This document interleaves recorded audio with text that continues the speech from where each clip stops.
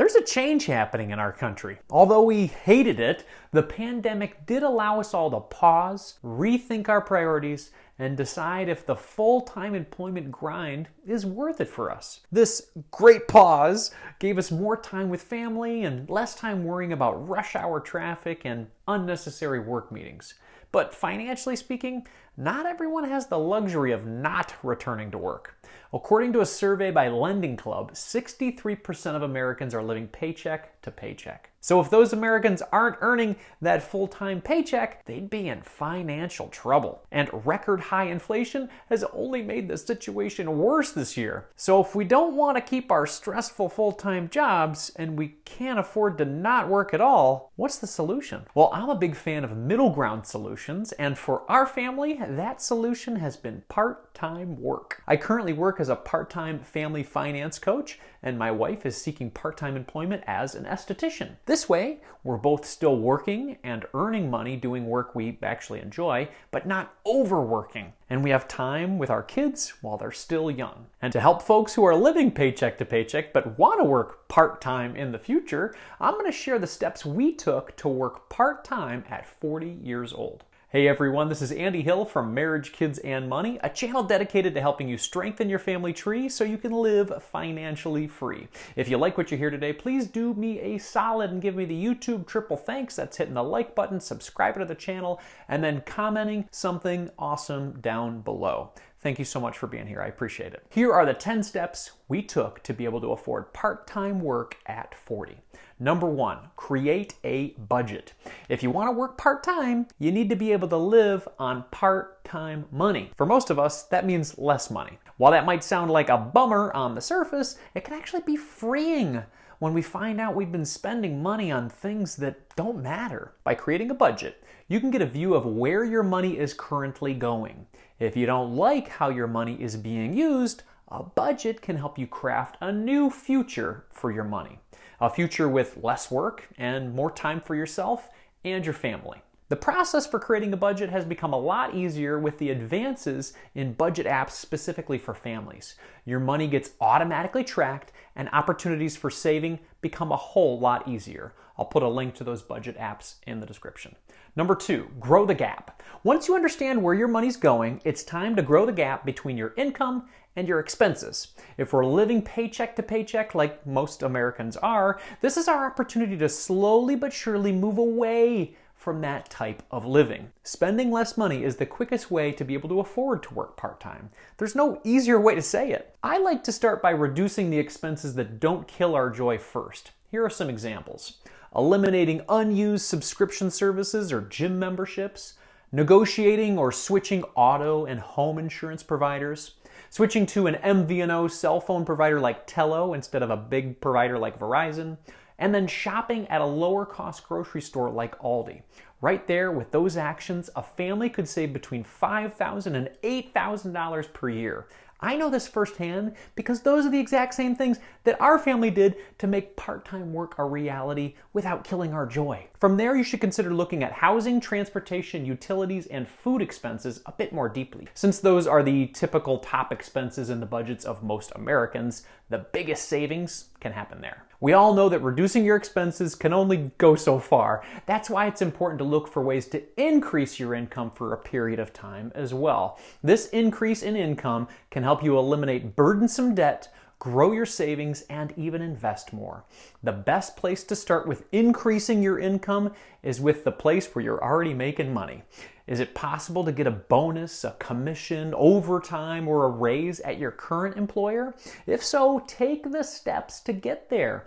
Outside of your job, you can always start a side hustle that you enjoy that brings in additional money for a period of time. This isn't permanent. Freelance writing was my favorite side hustle during our wealth building journey, and my wife's was organizing other people's homes. If you want some more ideas, I've got a list of side hustles for parents that I'll include in our description. Number 3, save money for emergencies. When the extra money starts to flow in after growing the gap between your income and your expenses, you should save money for emergencies. having 3 to 6 months of expenses is recommended by most financial professionals. This amount of money can help protect you from job loss for a period of time, cover insurance deductibles, and pay for unexpected expenses like car and appliance repairs. You don't need the 3 to 6 months of expenses saved right away. Start with 1 month of expenses and grow it from there. We use Ally for our emergency savings. It's a great bank. It has a unique buckets feature that allows you to separate your savings into different categories. Since you can learn what your emergencies are over time, we've created buckets like new appliances, car deductibles, and we even had an FU money fund that allowed my wife to quit her job when it became too stressful. Number 4, eliminate the debt. With a solid emergency fund in place, it's time to crush your debt. When you have less of your hard-earned money going toward debt payments, you'll get closer to a part-time work future. Starting with high-interest debt is best. Eliminating credit card debt from your life permanently will allow you to be more in control of your money. You don't have to stop using credit cards per se, but you need to commit to paying them off in full every single month. If you can't do that, then you really should only be using a debit card or cash. Once your high interest debt is eliminated, start working on the other debt in your life. As a couple, we eliminated nearly $50,000 of car debt and student debt in 12 months after creating our budget and really focusing our efforts. Number 5, invest for Coast Fire. If you don't have a pension waiting for you in retirement, then investing is crucial so you can enjoy your 60s and beyond in peace. There's a point in your retirement investing journey called Coast Fire. This is when you've built up so much in your retirement investment vehicles, like the 401k, 403b, 457, IRA, and HSA, that you can coast to retirement without any further contributions. After saving and investing $500,000 by 40 years old, my wife and I hit this Coast Fire milestone. It allowed us to drastically slow down our retirement contributions because with time and compound interest, our retirement balance has the ability to grow to nearly $3 million by the time we hit 65. That'll be plenty for us to live on in our golden years. Without that financial worry, we've been able to use our money for other financial goals. Number 6, pay off the mortgage early. When you're not worried about retirement investing anymore, you have money to eliminate your mortgage. Can you imagine the largest line item in your budget being completely eliminated? That's what we did. We paid off our $500,000 house in less than 5 years. Now we own it outright and make no payments to the bank. Yes, we still have to pay property taxes and house insurance, but our overall expenses drop by over 15 grand per year. When life is less expensive, you can more easily go part-time. Number 7, transition one spouse to part-time.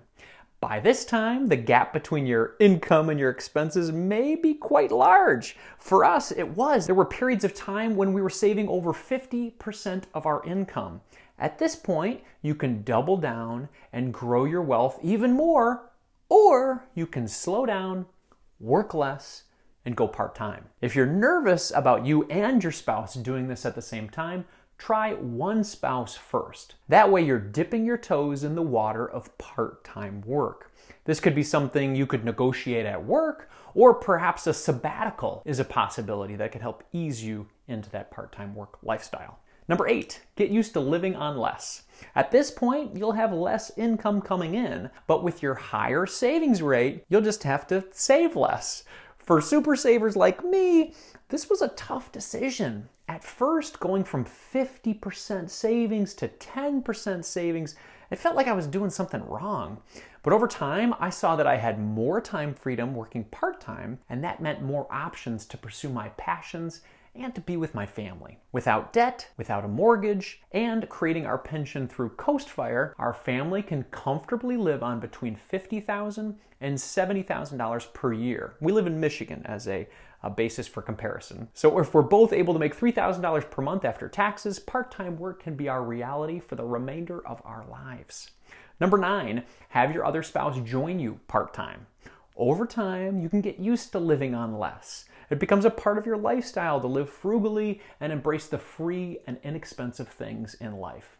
At this point, it's time to bring your spouse along with you on your part-time journey. You both have the choice of the part-time work you do at this point. That could be working part-time at your current employer. Maybe that's an option for you. Or do you want to pursue a small business? Or is going back to school an option so you can switch to a whole other industry?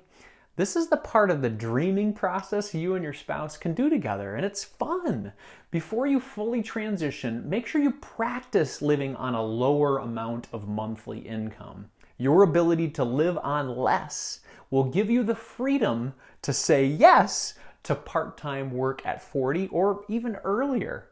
Number 10, spend more time relaxing and enjoying life. Once you've transitioned from full-time to part-time work, you're gonna have a lot more time available in your schedule. If you go from 40 hours to 20 hours of work, you'll have 1,000 more hours available to you each year. And if you keep this up for the next 20 years of your life, you'll have 20,000 more hours, or over 2 full years of time available to you. You are quite literally buying time by doing this. This is 20,000 more hours to relax, to make memories with your family, and pursue work that matters to you. Now, I'm passionate about building generational wealth for my family. I think that's very important. While working more hours might bring more money to our family tree, I believe more time is actually more important. Time to goof around with my kids, time to go on a walk with my wife during the week, and time to spend with my parents as they get older. Time is our most precious resource. And as families, if we can all get to a place of financial security